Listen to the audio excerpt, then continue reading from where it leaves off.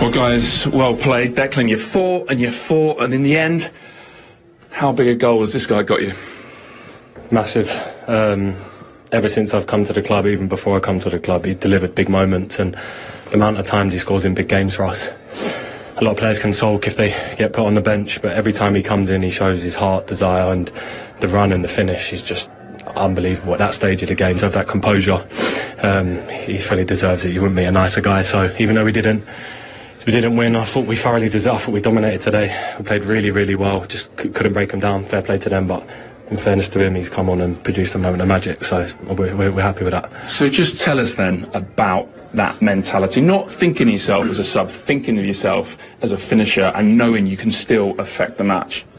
Yeah, I mean, it's for those moments that I work for. I mean, we played really well. I think we were unlucky in certain moments because we had some chances as well. And yeah, it was a great ball from Ebbs, and I just tried to put it in the back of the net, and yeah, really happy with the goal. But we need to work more, and yeah, we want to win those games as well. So, like you say, it was a great pass from Eze, but do you have to almost show him where the pass is by making the right run? Yeah, I mean, with the players that we have, Dek, Martin, Ebbs, Marino, I know if I make those runs, at least if I make 3 in the game, at least one I'll get the ball and I'll have the chance. So this is what I try to do, and yeah, again, great pass from Ebbs. What was your reading of the game? Did you sense that you forced them back, or was it maybe a different City this season stepping back and trying to hit you on the counter-attack? Yeah, I think we've obviously gained the respect of the opposition. They know the quality that we have, from back to front. I think in my time here at Arsenal, we probably haven't dominated a game like that against Man City as we did today. I thought, obviously, in the first half, we passed and moved really well. In the same second half, it was constant pressure, but there was always that threat from them of the counter-attack.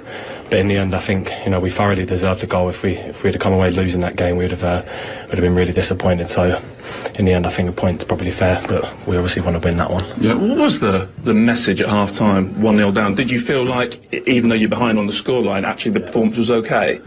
Yeah, I could sense a bit of frustration inside the stadium, obviously, because we were having so much of the ball. But again, they defended really well. We maybe had 1 or 2 chances in the first half, and we knew second half we had to step on it. And within the first 5 minutes, we created 2 or 3. So the message at half time, was to keep going, keep pushing, keep overloading them. And obviously, in the end, they changed to a back 5, went to a 5-4-1, which I've never seen them do, and they're obviously trying to hang on. So obviously, to get the draw at the end was good for us. Well done, guys. Thank you.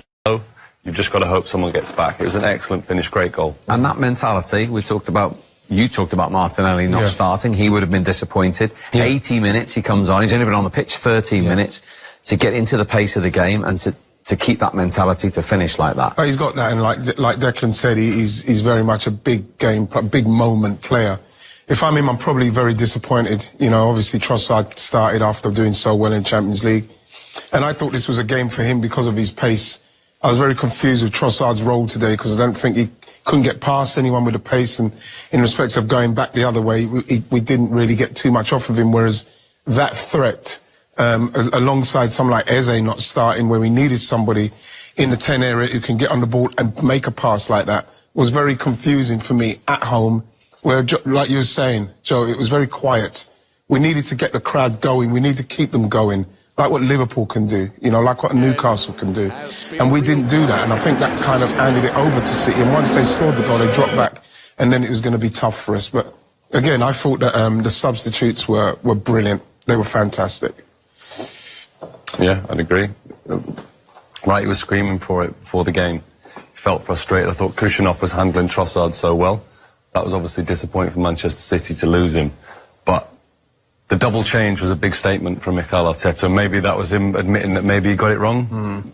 Maybe he didn't expect City to sit in because they looked so comfortable in the first half. Well, guys, well played. That Saka changed, that Eze changed, the whole dynamic changed, the stadium. Especially at half-time, Joe. When it's at half-time, you always feel like... Big statement. Yeah. It's a big statement, and I'm sure, Ian's obviously a big Arsenal fan.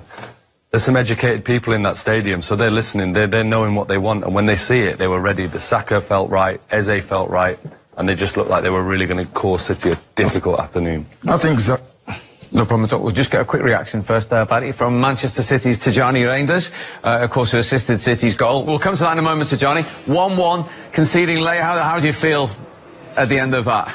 Yes, unfortunately, they scored the late equalizer, but yeah, it was a tough game, but as a team, we fought till the end, and yeah, what I said, unfortunately, it's a late equalizer. Did you feel you'd done enough to get the clean sheet? They scored that late? Yeah, of course, there was a lot of pressure from them, especially in the last, 20 minutes with their corner kicks, free kicks, and the crosses they gave. But yeah, I think we defended it pretty well. So yeah, I think we did everything to don't give away the equalizer. But yeah, it's football. And you got off to that terrific start with your run and pass for a man who just can't do any wrong at the moment, Erling Haaland. No, exactly. Everything he touches turns into a goal, and yeah, great finish. I waited till the last moment, and yeah, I saw he was free, and yeah, he only had to score the goal. Tijani, congratulations on another great performance. I just wanted to ask, 3 games in a week, 3 tough games. How's everyone feeling physically? Because it looked really, really difficult in that last 20 minutes.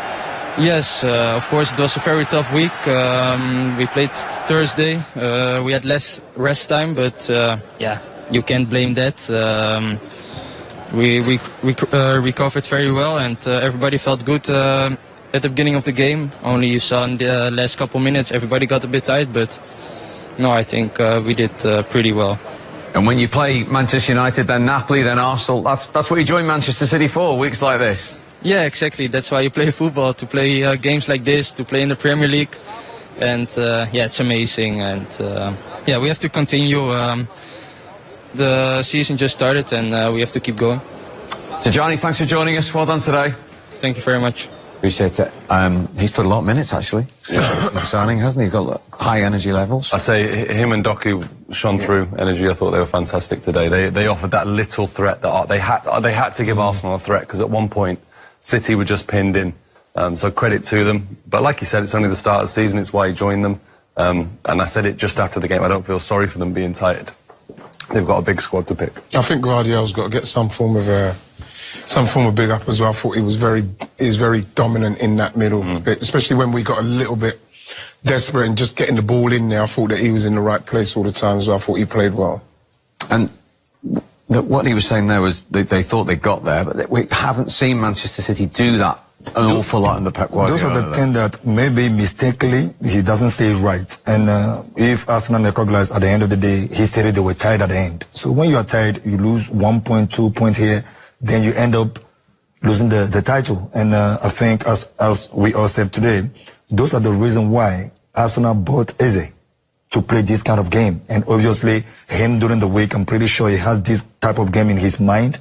I can't wait to play against Man City Sunday at Emirates. It's home. I have to do my magic. Then people will love me. Then you end up being on the bench. It's a pain for him. But he came through, show what he got in his locker.